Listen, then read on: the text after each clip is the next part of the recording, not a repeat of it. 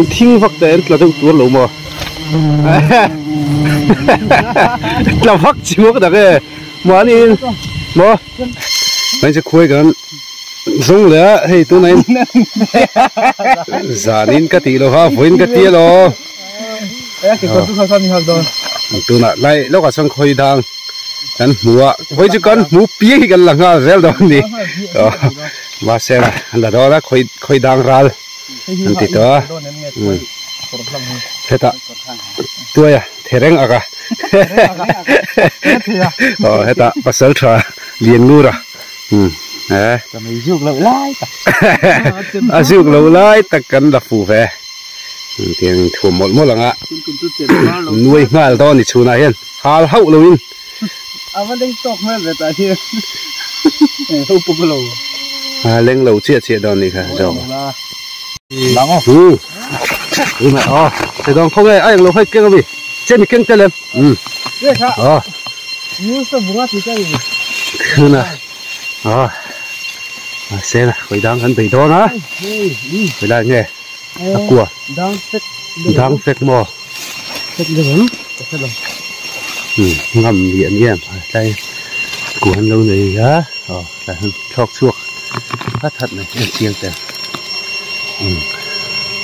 hắn chủ anh cần hết nuôi đó nữa đặt tay ôm luôn ôm nó này ready ôm người mắc khơi đang ra là chúng ta xem mà nè khẩn lạc đang phải cần nó phải được nghiện nhé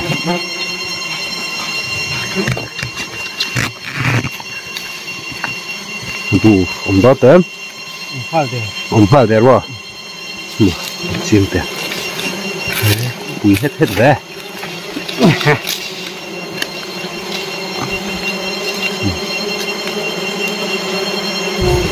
dạ rụt ra rồi quý về cẳng lất lạc xuống thì đó lắm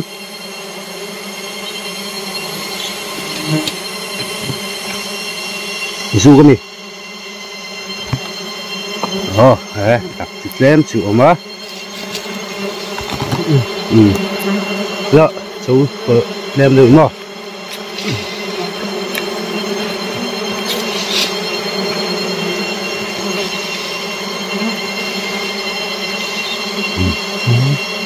nghiện nhé này chụp lấy mì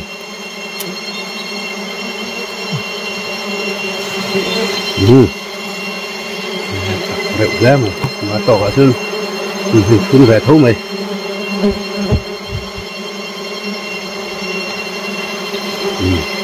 hôm nay có tầm rượu về thắt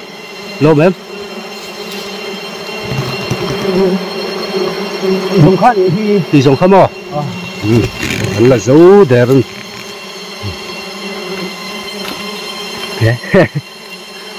hết mà cái khác này em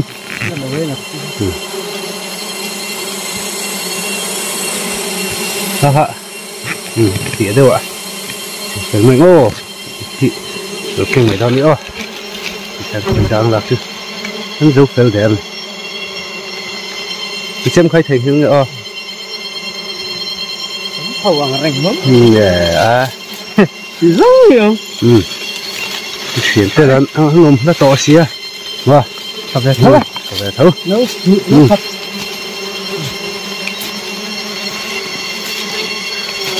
này ta khăn bùi khác hàng lâu mới rõ ta hàng lâu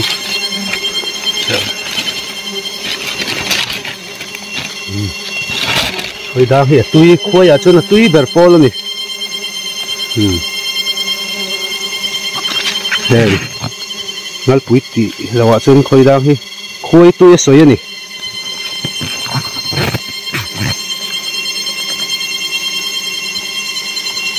thun thả mẹ rồi về anh thun thả tầm vóc rồi đó na tầm vóc rồi mà sẽ túi thấu lồng mắm thấu cần chui cần hướng đi đó cần học pui rồi e đấy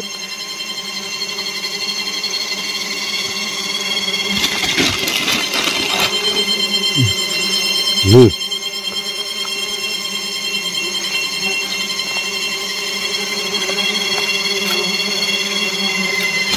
lăng cái tụ nó lúc tục lâu quá rồi. Nó tục lâu vậy.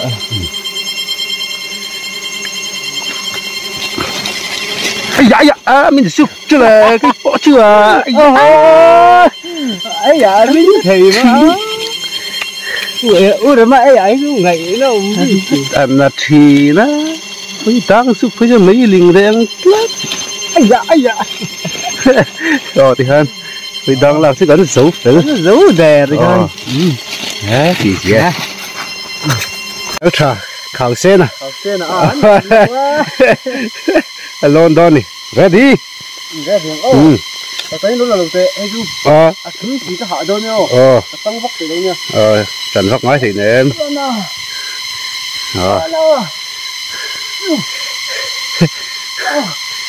Thì sen thui xía. Là khi quỳ kỵ ta cái gì được mấy nè, cái gì chưa lo đi lè. Ai lai lạc lộ về gắn lá đấy, thòng.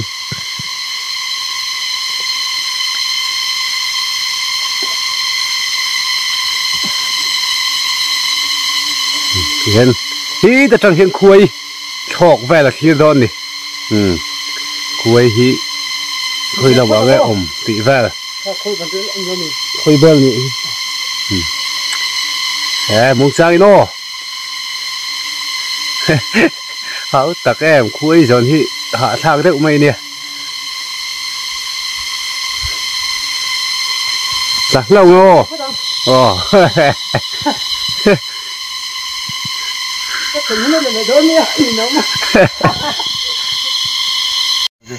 Là hiền thế rằng akan pasal tha thế rằng akan khôi chỉ chuộc thar lâu mù lệ tắt mày ạ còn in lệ đòn nè khôi chỉ chuộc thar anh đi làm lâu lệ giọt à lâu nè hi đang té bер chi khôi đang ở chỗ té bер tiếng hi khôi đang té bер anh nè chuan anh ấy là anh té mà tiền anh qua anh ôm na chu nga lấy vùng hi tiền aron pu chuak thi la aron pu chuak à ngal pui te angin abu bulan da ve lo an thlo pui nal na la rem chang la an thau ve thin ani khoi dang te ber chi he ni dang fek ai pon la te khoi dang hi chi thum vel an oma dun ve hat khop mai an la le hai lang hai poi an thun tha thei tu ko anh tặc thầy được tục thầy thuồng lại tầm một mày đang ra là khảo xe nè pasal khảo xe nè hết ta pasal trà thering à cả nhớ hết ta pasal trà liền ngu ra tu nào hiền khôi đang chi khôi đang phẩm đi tế bẹt cái là đó nè mấy cả anh lăng pha về về lên nè và căn xì lo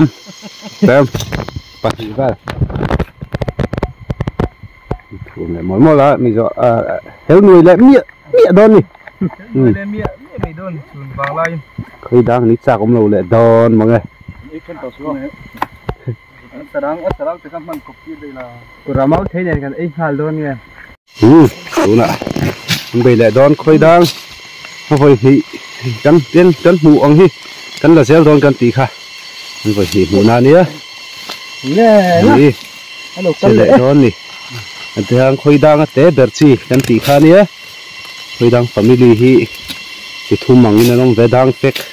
Lại đang liền. Lại sáng hình ảnh ôm à. Tiếng thì chú anh soi đâu hơn anh tết khôi vạ tiệm về lấy cái này anh mà đi hi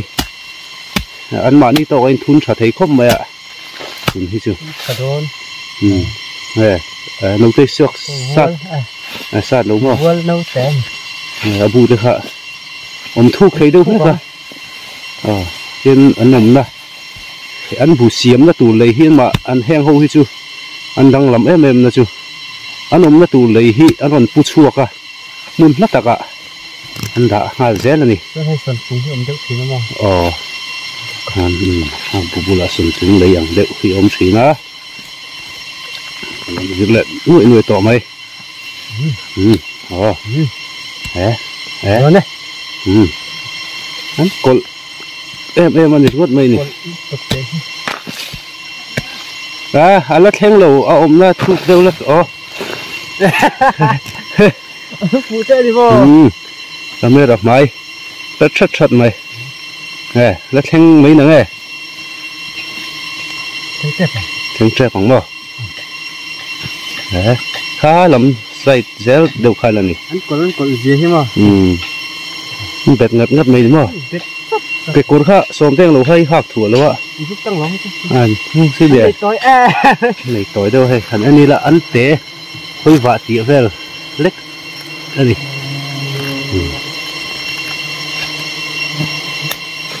ये तो बहन लो money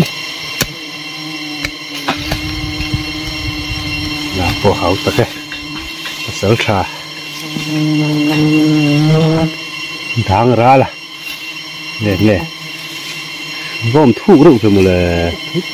thu tại hôm nó nắng mơ lẩu son về đấy khá ăn cắt cái đó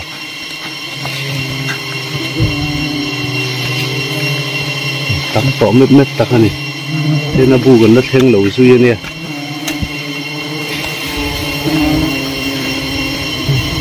cần lẩu đất lẹ thế cái gì này thar lắng mò mết tỏ tắc này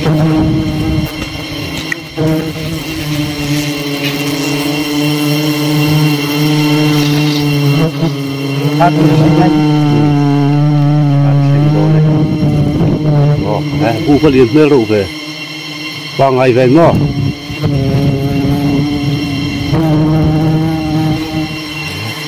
bà mà sao khát lắm to đi khi mà bưng khát rất thù vui liền rượu thế mày ăn mà đi cho con về à hay lúc hay đó nhỉ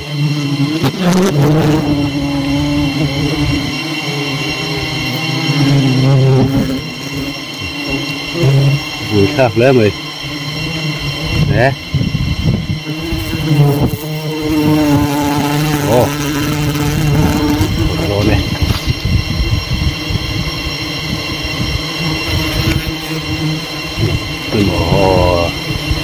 nè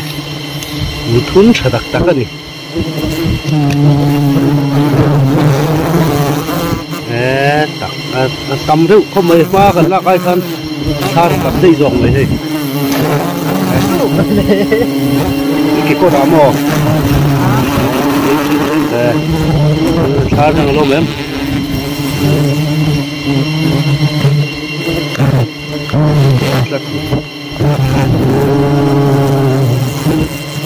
tắm lé mày à tắm cái lô mà lô vất tắm cái tụi cũng thức gì lôm em phải chịu á phải chịu chuột rất là lâu này không mà chuột tu rồi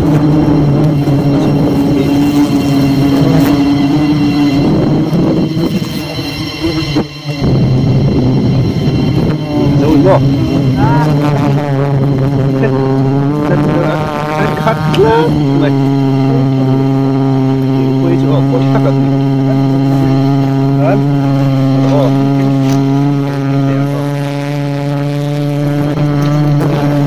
quá là thêm phê được mai thôi gì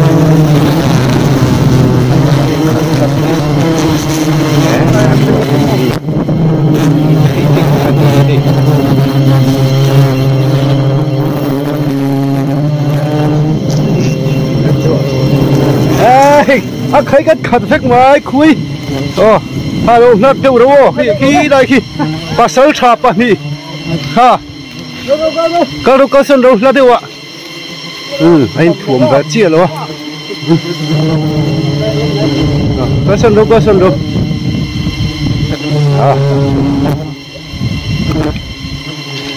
hiện chỉnh tầng đậu rất chung ai đâu nhỉ là về đâu không lang rồi không lang à thì gì thun sa tâm đâu tụi đây anh thinh vắt tên là đâu tua lẩu mà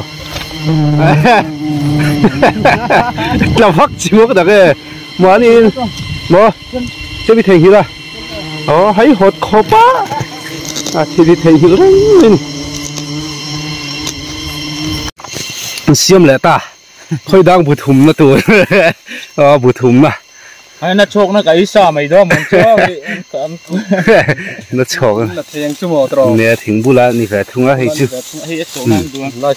là hay chứ đang phết phải thùng anh nè khơi mà lâu bốc khơi tại sao gần là phê để ngալ bốc đó này nên cái khơi mũi chân liền phiêu lâu này nó là để uống một đó đi tới kiếm thiêng rồi mà nghe này thì để thôi cho nó khơi đang lùn mà phải thùng này nè thì đây ăn chuột tất cả món trộm mấy khi vuông phân vuông chuột ăn tặc về nó mọc đòn đi nó hả cái này khăn đòn này khăn đòn đi chúng chúng cá nó nằm lất mày ạ chúng chưa bùi thang được đòn bây giờ nghe nó mỏng ó này thì thôi đang ra là cần tí ha đang ra thì có rồi họ chắc là view rồi ăn giúp nó xí ạ đang hiện thuồng là này thật đầu phê chân bong tong chỉ ngót chỉ vắt quần rồi các phong mỹ tên nó muốn ngó với lại nghe ổn bẹt đòn thì suyệt khát khóc mày à này thì chính sang sẽ đều hết cả khá làm gì không mình dừng đâu mình thế tiền tụt tao mà cái này là chín khối này ok sẽ bụi mía không mà hay của hắn hai thùng view tổ này bùm nó tắc cấn là hai theng lấy thầy lo bóng phút tổ mấy xí ạ bụi mía tắc anh bụi tắm tổ xí ạ bùm nó tắc một phù hết riếu mày với tuôn trùm chưa phải lại tắc ôm măng mà mếp tắc anh bụi mếp tắc tiền tụi có tay của hi của tệ thì là tụi khá lắm trong hắn tỷ sám đàn ông thấy em bùi có hai lệ thấy em thì khan rùa cái lò nó hol vét xiên ấy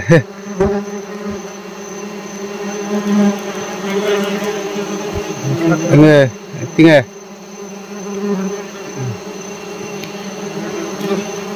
của tết có khơi lâm bằng nghe ôm mẹ cái gì bún thịt đã tắt kia nào bún thịt đã tắt khai mà tắt cái chuông về có hay nấu tết thì bao hin chính khai hai chuột về rồi phải chứ đang thấy chưa cái chân lồm đấy mày khan khát chút mày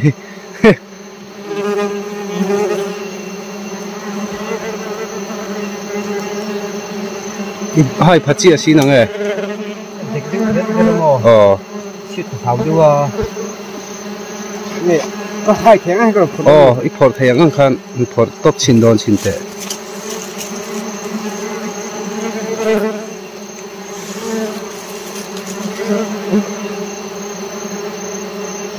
ít mấy cả tí chín rồi phơi đòn tệ đi thun trà đây thun trà đấy mày thấy kiểu mà nó rồi tại hiện tại phút mà khơi mà đây hot chỉ có hot đơn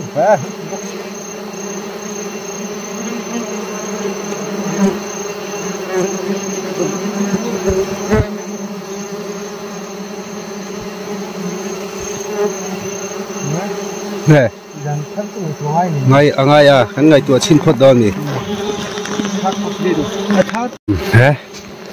hay là tầm miệng mày nè car phi này là cái rượu khốp mày hay mới ra không mày rượu car về rượu rượu mà buổi thác ta cái này bỏ tấm cho hình này này ok rồi là đồ này là thầy đồ này chẳng hạn ô lên nghe tại nên lúc cần lâu đạp thôi đằng không mấy thun trà sự tất nhiên đang ở đâu mẹ em cũng về mấy thầy à không trông xe cần vắt gì về xin lệ ngờ ra lôm tặc mò lôm mò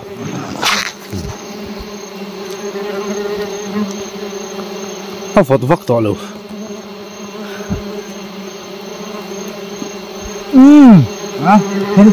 thế là bây giờ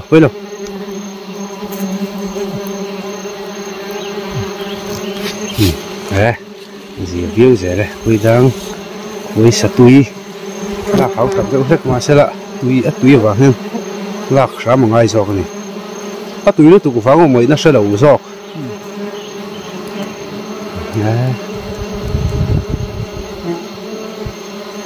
tắc cây tắc này khôi bảy triệu tui là hen bọn mình chân bút thum gần là to bút khát lại xong hơi lạc cái bác này ạ hơi mà còn tiếp một tủ bài anh là một chia đâu cái này khối tặng này thì đang gần em thấy xin mình gần lạc rõ phê lại hiện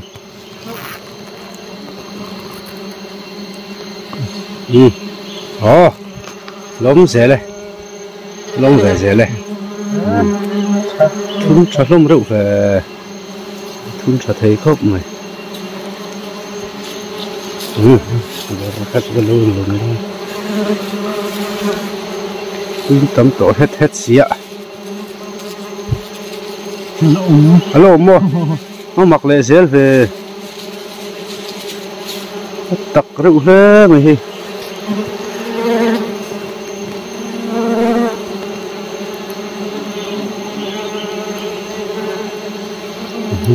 เป็นคัดชุดต่อไม่เป็นก็ได้ปะ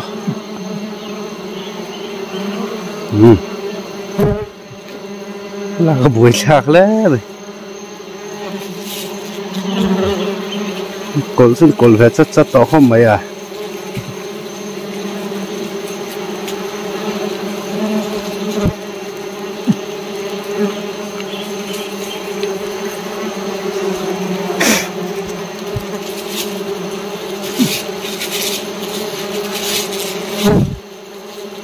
lâu mà em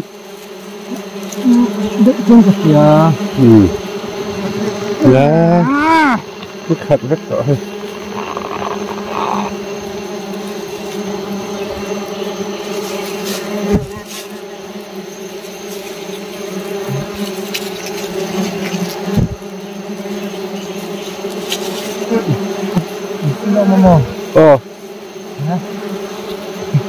nó tiếng nghe sang được rồi rồi ở trên thầy to nó nghe cái là bị đồng rốt đúng không bị đồng rốt rồi à bị đồng mấy ngày rồi gì đó sang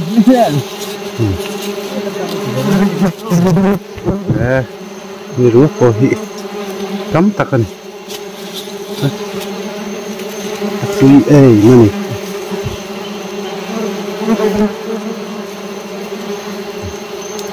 dân lại ngờ ra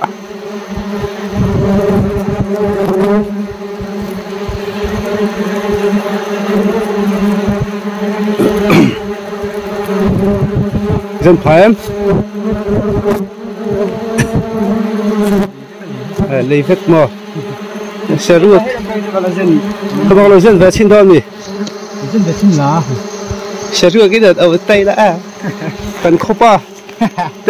anh lâu bố mà nè xe ruột kinh tôi đang suy lấy là ăn thằng tia xe ruột kinh lâu là chứ vì hết khóc mày cái vấn đề tiêu đô là mình đô đô đâu mà cái quả cho nên sắp tọt khóc mà hay cái nào cái măng bọc xí rồi á nó đóng tổ lô mà xem chú hay đun hay chú cái khơi mà chín hay chú cái xem cái khơi chín là chú xem cái hậu lô này đi lại đi chín khát chín tầm hấp mày nó tổ lô gì cái rắn dân để lấy ra dân chín tệ này đấy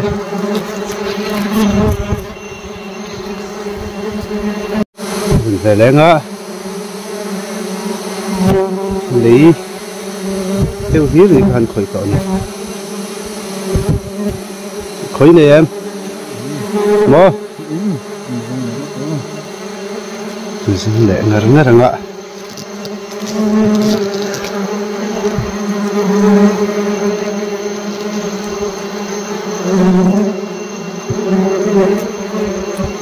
lo mà em rèn cái sét lết thì hắn tụi tóc lại phốt đó hắn giấu phèn lẹ ta mình đang một thùng nè cái son bạc hạt mà ba cái lần này á đây giấu mò hay không khói u người nè thì cần là lẹ đo đó nè nghe là tung bố mà thì thế mình quyền liền đâu ạ hắn hái về đâu đó nè thế mình ra trong hơn khôi u một con tia khôi cây lu so cái này thì hay xe không mau đây lu là rồi đây kiểu đó nè chúng ta sẽ tràng sai cùi theoรู้เดี๋ยวมีเดี๋ยวผมเลยก็คือgiống gì khơi uกันหมูกันมาเลยเป็นหัวกันหมูกันมาcây lu so cái này cây lu nè tắc viêu làm luôn tắc viêu sần lòng cái zoom đâu mình lấy phân chưa cái zoom đâu mình này lòng hái tụi con zoom nó nị khi mà lại áo zoom nó nị khá và sẵn trà sẵn sai bùi à hả nị cần khớt chuồn vò ra nè xel học là bạn tuần à chồng mới thầu thấy cần ai rồi truyền thầu cũng lũ em ơi sĩ là phải nói tên nồng ơi hả bùi này ngắn là thầu lông luôn mà cái bùi lạc sẽ từng kia rồi nè từng kia nó bùi lạc này ta đây nè khơi đăng hay gì khơi cây luôn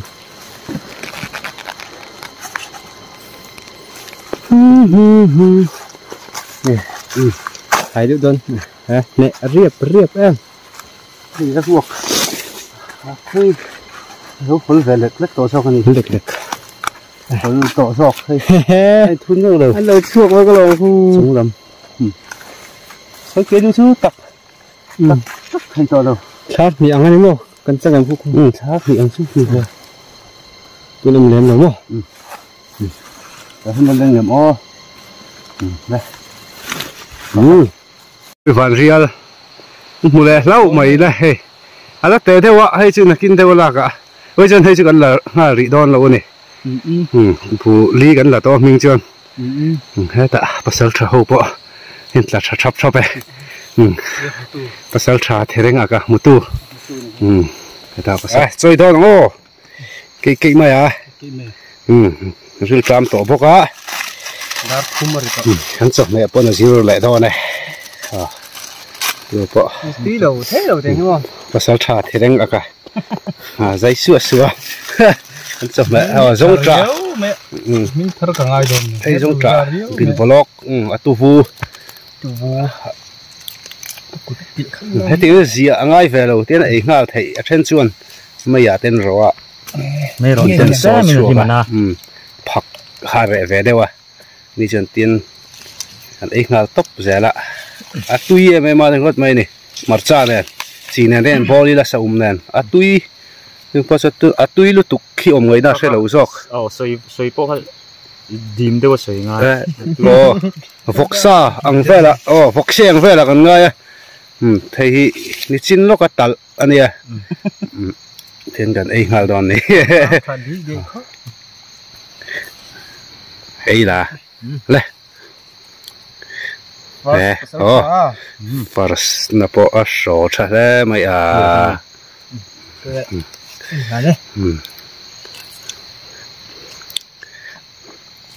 trồng khôi gần là chào to bò buli gần là to á khôi van riel bục hạt gần mu to bò cả là giống dẻo to nè liền đeo đất mụ gần lên bấy sấy á gần là cái dẻo to này nè hiền pasal cha khảo sen à đang ra là đang ra là nè hơi tang hết chứ tan hết trên hơi tang thì hết cha cũng lục em mà thì ngất mày này lúc cung lục chi con lầu phong này nón tấm tụi bạn không cung đây này bọc xe làm mấy cái ngõ bọc kia xe chín nó có tật cú ở trong rôn chặt hà thao để biếc thao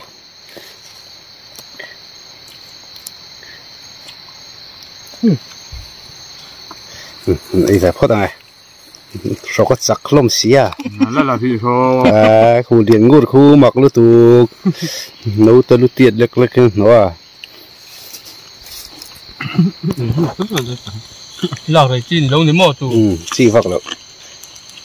lắm là phải ăn rồi chơi cái xe túi mía mía ấy trâu đó đang chơi khăm ạ nuôi thấy lại đòn giống lại đòn đi ấy dấu thầy đòn này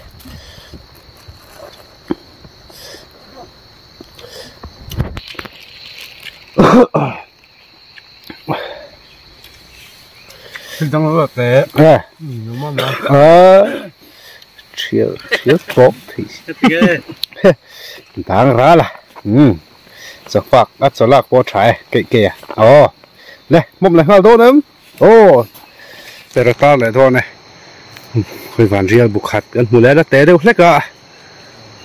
bù ly gần là to bù rục gần mùa to này với là hiền để ra ta thôi nè là chia lâu mấy là cái này bị cá ra khi nào mà lằng lấy thầy lâu tôi thực sự muối trong con gần mùa lấy thầy lâu này hàng càng thật ít lẹ là té đâu nó lạc thầm lâu này thà lẽ lạc tuổi và sao trà khảo sen à chào anh khảo sen là tí mía lâu chú đó nè khảo sen tí là đủ mất luôn ạ khảo sen là tí mía lâu chú thằng ra là với nó còn khuấy lạc rồng rồng tí rồng thì này buli gần lợ cái tí rồng thì này rau quý lá này buli lá tụi anh là về làm ạ buli tụi đi về ba đấy đang ra là bộ hay bún trái thế đấy là cả thế đã thế đấy là cả nhưng đến đây buli tôm khóc mà mình thật cần ngay đồn được lâu rồi mấy cái dây đều rất dễ là tầm khóc mấy hành tí tụ chun lâu á phải chun tầm hít bôi mồ lâu tu yếm tí bôi mồ thì lòng hít tu mình khét thì yếm thì lòng có bôi mồ rồi khét thì yếm chun nên thà khát tế bớt lạc thì ta bắt khát tung khát thì với khát chơi gần man dễ chun đầu tiên đầu tiên phải nó làm gì rồi cái gì anh cần khuấy lạc cần phơi dầu á tầm viêu lỗ na tùy đó nữa này té đấy cái gì chú khuấy vặt tiệt vel hẳn phơi chú háo tắc ở trên luôn nung chua nào ngal bụi tiệt đòn hay anh ấy là anh cái bụi tiệt liền em mà ngal bụi ngal phết tiệt vel anh ấy trên chú khuấy vặt tiệt vel anh ấy về chứ mà phơi chú bỏ ra khóc mày cái cần phơi dầu á đâu tung lì vào chỗ cho cái xem thấy đó này